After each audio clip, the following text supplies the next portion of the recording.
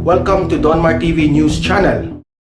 Last September 26, Miss Janet Napoles invited me to visit her through some emissaries. And so I paid her a visit, and I learned that the purpose is to request me to assist her in revealing to the media what she calls the truth. And so she recorded video statements and executed affidavits to prove her statements. And there will be more to come aside from this affidavit that we will show to the media. And the statements, there are more statements that will be issued by Ms. Napoles. And I want to clarify that I am not her lawyer. I am just assisting her in her revelations. Today is September 26 at 4:25 p.m. September 26, 4:25 p.m. I have here with me Ms. Janet Napoles. Malapit nang magkaalaman, malapit nang malaman ang katotohanan. Abangan.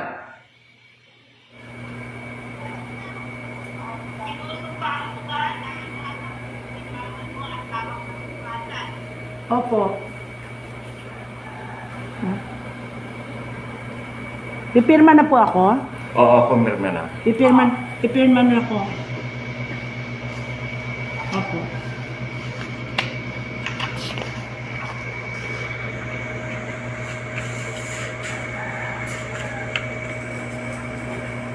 Sabihin mo dyan, sinusupaan itong Sinusupaan ko itong mga salaysay na to nang walang takot, walang nananakot ng buong aking pag-iisip sa lahat ng mga nakasulat dito ay lahat ay nanggaling po sa akin.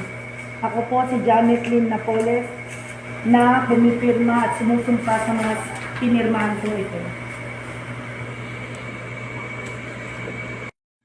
Senator Franklin Drilon, sinungaling ka. Sabi mo, wala kang kaugnayan sa akin o hindi mo ko kilala. Bakit ka humingi ng 5 million noong eleksyon na bago ako makulong? Humingi ka ng 5 milyon.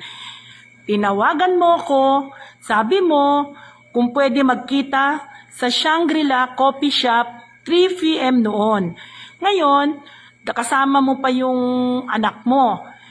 Then, nagpahiwatig ka, tatakbo ka kung pwedeng makahingi ng kontribusyon na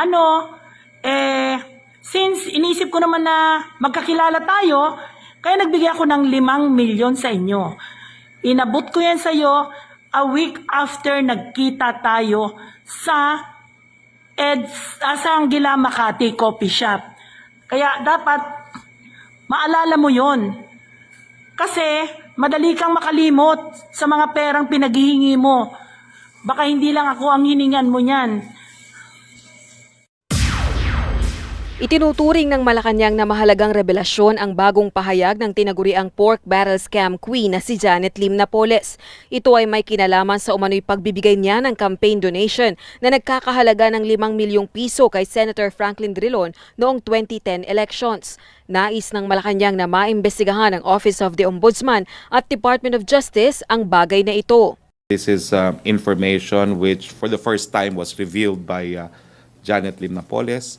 And I think the Constitution in providing for accountability of public officers is the legal basis for the relevant government agency to conduct an investigation. Dagdag pa ng Malacanang, dapat hayaang magsalita si Napoles dahil tiyak na may ebidensya ito para suportahan ang kanyang mga sasabihin. Sinabi naman ni Chief Presidential Legal Counsel Attorney Salvador Panelo, kinakailangang magsumite ng sinumpaang salaysay si Napoles hinggil sa kanyang aligasyon. Itinanggi naman ng Malacanang na limitado sa mga kasapi ng oposisyon ang mga isasagawang investigasyon ng pamahalaan sa PDAF scam.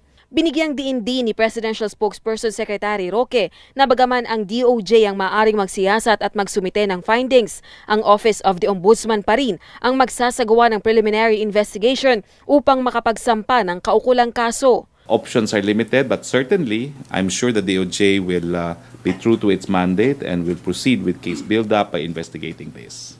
We want the whole truth and nothing but the truth to come out of this PDAF scam. Samantala, hinamon ng Malacanang si dating Budget Secretary Mario Relampagos na bumalik ng bansa at isiwalat ang nalalaman sa pork barrel issue. Si Relampagos na kasalukuyang nagtatago sa Estados Unidos ang umano'y dating contact person ni Napoles sa DBM. Rosa Licoz, UNTV News and Rescue, Malacanang.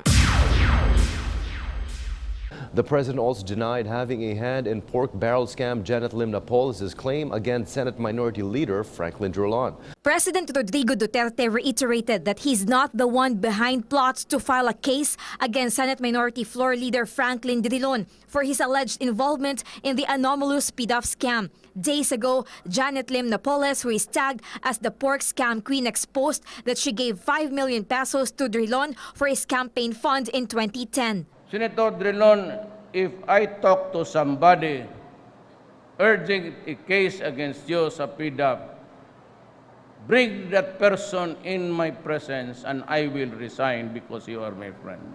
I told you before in front of so many congressmen, wala akong ginagawa against you. The president also clarified the real story about his meeting with Atong Ang in Davao before. His comment comes after Ang's testimony in the Senate, where he was invited to appear in the upper house's investigation on reported corruption in the Philippine Charity Sweepstakes Office or PCSO. Ito si Atong, I was hearing, tinawag ko yan siya. Sinabi ko, Atong, ikaw ang number 1 na gambler dito sa Davao. Hawak mo lahat, huwag tayong magbulan. Pumunta ka doon sa PCSO, hintuin mo yung lahat ng illegal at tulungan mo ang gobyerno. That was the only reason why I called for Atong Ang. Meanwhile, President Duterte once again called on Kuwait and other countries where OFWs are employed to take care of our fellow citizens' welfare, following suicide and rape incidents reported recently. Di ako papayag na a continuous incident of things like that. They have to endure rape, they have to endure starvation, and they get about only 4 hours of sleep. That's a universal story for all Filipinos.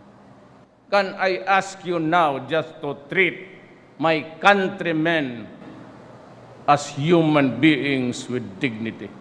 The president left for New Delhi, India to attend the ASEAN-India Commemorative Summit. He said the talks and meetings shouldn't only focus on trade and commerce. It's very important that I talk to the ASEAN regarding another platform aside from the trade and commerce and everything that has something to do with the security.